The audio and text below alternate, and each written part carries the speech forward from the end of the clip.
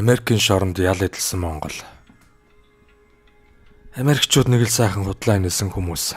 Инээж байгаад лаална. Гэхдээ энэ занд нь тэгсхийгээ дасчихдаг юм а хэмээн чин зориг нэрийг нь өөрчлөв өгүүлсэн юм. Эрх чөлөөний орны хар бараа амьдралын зах зухаас дуулж хэн нэгэн сэрэмжлүүлэг болох үүднээс түүнтэй ярилцлаа. Тэрээр согтуугаар машин жолоодсны улмаас машин барих эрхээ асуулж улмаар Америкийн шоронд 1.6 жилийн хугацаанд суужээ. Шоронд өглөөний 4:30-аас 5 цагийн хооронд хоолндоо ордог. Өдрийн хоол 11 цаг орчимд, оройн хоол 3:30-аас 4-ийн хооронд өгдөг. Орой 10:30 цагт унтна. Тэр хооронд хүмүүс өлсгөөр шоронгийн бизнес эд явагддаг байна.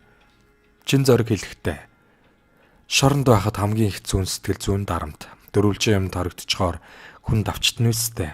Цонхоор харъя, цонх байхгүй, агаар салхи амсгалахгүй гэсэн. Түүнийг шоронд галзуурах төхөж байхад найзуудаас нь нэг өөрийн биеэр иргсэн түүхтэй аж. Тэрээр шоронд хоригдох хугацаанд дотор нь ажил хийдэг байжээ. Дотор нь ажиллахаар мөнгө төгрөг хөдөлмөр хөлсийг нь бодож олох уу гэсэн асуултанд тэрээр сайхан хоол идэн хүмүүжигчдээс арай илүү эрх мэдэлтэй.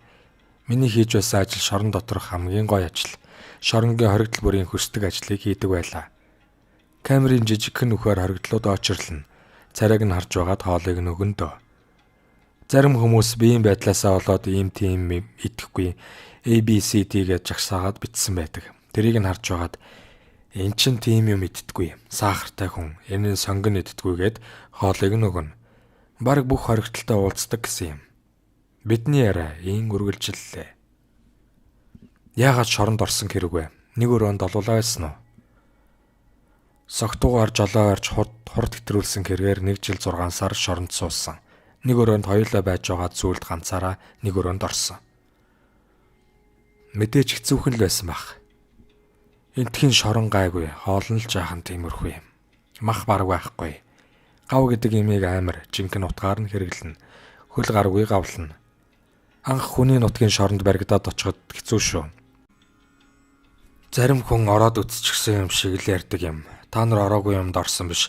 Халахын шоронд орж үзээгүй байж гээд ороод үтсчихсэн юм шиг л худлаа ярьдаг юм. Шорон бол шорон. Халахынч бай, Америкийнч шорон бай. Хүнээр эрх чөлөөгөө мэдүүлнэ гэдэг ямар сайхан байх вүлээ. Эсэргүүцэл үзүүлбэл энд нулимс сасруулагч амьсгалд боогч зэргийг хэрэглээд хүлээд л нүхэнд хийн. Тэрнээс гарч ирэхгүй. Эхлээд 7 хоног, дараа нь 10 хоног хийн. Зодон хийвэл 7 хоног нүхэнд хийн.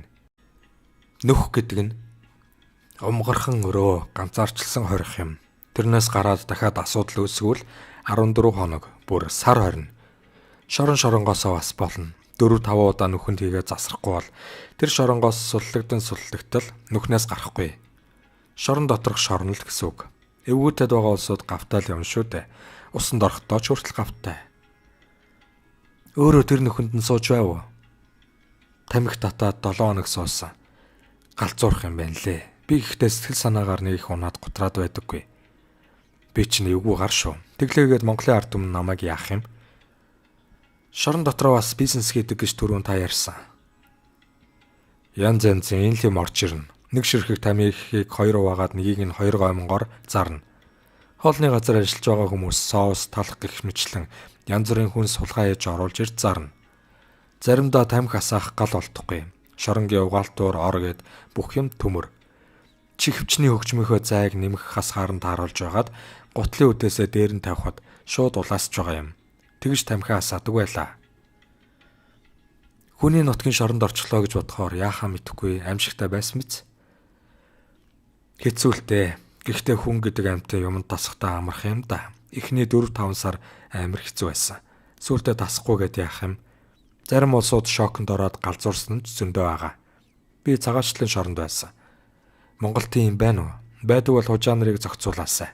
Үндэсний аюулгүй байдалгээд хуцаад байдаг. Нэг хэсэг мөрөн гурандаа овоо гаргаад байсан. Өөрөө шахалтанд ороод ажилласаа гарчих шиг болсон. Яг шоронд ороод дээшээ тэнгэр хоол доошоо газар хатуулах үед чинь манай элчингийнхэн тусалсан уу? Үгүй ээ.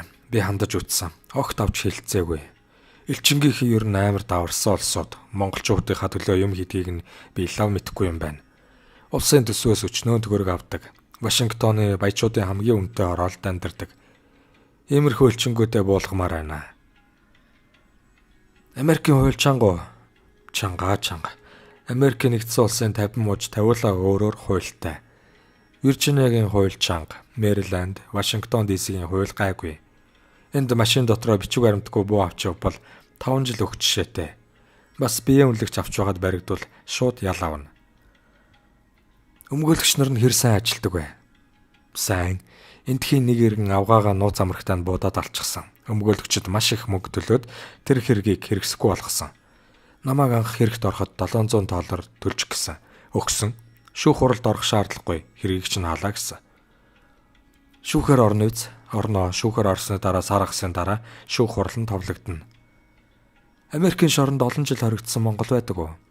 Би 7 жил хоригдоод гарсан залуу саяхан нутг руугаа ботсон. Та харт амх мансууруулах байдас хэрэгэлдэг үү? Үгүй ээ. Гэхдээ хэрэгэлж үтсэн. Өвс амир үнэртэй. Надад тийм таарахгүй юм билээ. Тэгж өөрийгөө зовоогоод явах уу? Тэрний оронд арх угаад шаардсан хамаагүй дээр амьд байгаагаа мэдрээд өдөр бүр ажил гэргээд яваад хахаар хаяа тэнэг санагддаг. Тэгээд алжаалаа тайлхийгээд хаяа уuna. DC-ийн хэр хэрэгэлдэг вэ? Хуулиараа хоригдсан байдаг ч өвсийг бараг хүмүүр хэрэглэнэ. Цагдаах хүртэл хэрэгэлдэг. Марихуан хэрэглэсэн тохиолдолд 30 хоног цуснаас гардаггүй. Арх бол 24 цагийн дараа цуснаас гардаг. Энд харт амх хэрэглээд баригдвал шууд шорон руу явна. Бас грамаас шалтгаалж оноох ял нь өөрөөр байдаг. Америкт ирээд удаж байна уу? 9 жил болж байна. Монголд шоронд орчих гээд хэцүү байдаг байсан. Угаасаа хүн амтнд дээрлүүлэх дургүй хүн л дээ би. Найз үсгүүтэй амьдрал ихлүүлэхэд бэлэн болсон байлаа. Аав ээж хоёр намайг шахсаар байгаад Америк явуулсан. Одоо манай аав ээж хоёр чамайг Америкт байгаа болохоор жаргалтай байна. Нанаал сайхан амьдр. Эргэж ирээд ч хэрэггүй. Монголд ирээд хийх ажил олдохгүй. Энд ирээд юу ч хийж чадах юм гэдэг. Намайг л одож байгаа хэрэгэлтэй. Одоо ямар ажил эрхэлж байна вэ? Нууц биш бол сард хэдэн төгрөгөөр цалинждаг вэ? Боломжийн ажиллаж амьдарч байна. 2 ажил давхар хийдэг. Сард $4,000 цалинтай. Энд хууль зөрчихгүй л ажиллаж амьдрахад таатай. Зарим Монгол нутаг уцахгүй гэдэг юм билээ. Өөрийн тань хувьд Монгол руугаа очих бодол төрдөг үү? Хармаар байна шүү дээ. Ээж автагаа уулзмаар байна. Гэхдээ харж болохгүй байна. Болохгүй нь юу байгаа юм бэ? Хараад яах юм? Би Монголд очиод юу хийх юм? Лаац л өшөглөн шүү дээ. Гэхдээ бичиг баримтын асуудал нэг мөр шийдэгдвэл харнаа гэж боддог. Явсан улсууд ярьдаг юм. Монголд хэцүү байна. Хүүхдэд тоглуулах тоглоомын газар чалга гэж. Энд ирэхээс өмнө Монголд ямар ажил эрхэлж байв? Айрамд цэрэг байлаа. Америкт ирээд ажилчин боллоо. Миний аав ээж энэ нөхрийг цэргийн дарга болгоно гэж ярьдаг байсан. Цэргийн даргач болсон юм байхгүй. Цэргийн амьдралч бас хэцүү шүү. Хангамж багтай. Америкчуудын талаарх бодлоо хуваалцаач. Эднэр амар их орон сэтгэлгээтэй. Байшингийн орой дээр, байгууллагынхаа хаалганы дээр гэд эн тендгүй Америкийн тугаа мандуулсан байдаг. Баярлалаа, амжилт хүсье.